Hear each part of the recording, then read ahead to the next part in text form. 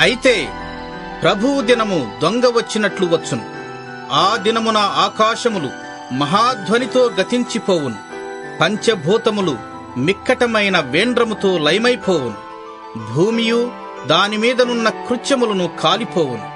ఇవన్నీ ఇట్లు లయమైపోవునవి గనుక ఆకాశములు రవులుకొని లయమైపోవునట్టియు, పంచభూతములు మహావేంద్రముతో కరిగిపోవునట్టియు, దేవుని దినపు రాకడ కొరకు కనిపెట్టుచు దానిని ఆశతో అపేక్షించుచు మీరు పరిశుద్ధమైన ప్రవర్తనతోనూ భక్తితోనూ ఎంతో జాగ్రత్త గలవారై ఉండవలెను.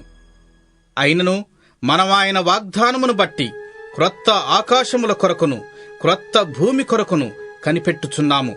వాటియందు నీతి నివసించును. ప్రియులారా, వీటి కొరకు మీరు కనిపెట్టువారు గనుక శాంతము గలవారై ఆయన దృష్టికి నిష్కలంకులుగాను నిందారహితులుగాను కనపడునట్లు జాగ్రత్తపడుడి. మరియు మన ప్రభు యొక్క దీర్ఘశాంతము రక్షణార్థమైనదని ఎంచుకొనుడి. అలాగు మన ప్రియ సహోదరుడైన పౌలు కూడా తనకు అనుగ్రహింపబడిన జ్ఞానము చొప్పున మీకు రాసి ఉన్నాడు. వీటిని గూర్చి తన పత్రికలన్నిటిలోనూ బోధించుచున్నాడు. అయితే వాటిలో కొన్ని సంగతులు గ్రహించుటకు కష్టమైనవి.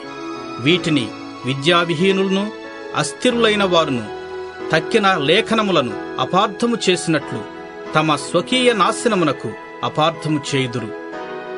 ప్రియులారా, మీరు ఈ సంగతులు ముందుగా తెలుసుకొని ఉన్నారు గనుక మీరు నీతి విరోధుల తప్పుబోధ వలన తొలగింపబడి మీకు కలిగిన స్థిర మనస్సును విడిచి పడిపోకుండా కాచుకొనియుండుడి.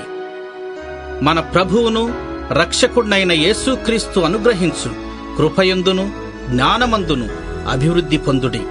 ఆయనకు ఇప్పుడును యుగాంత దినం వరకును మహిమ కలుగునుగాక. ఆమెన్.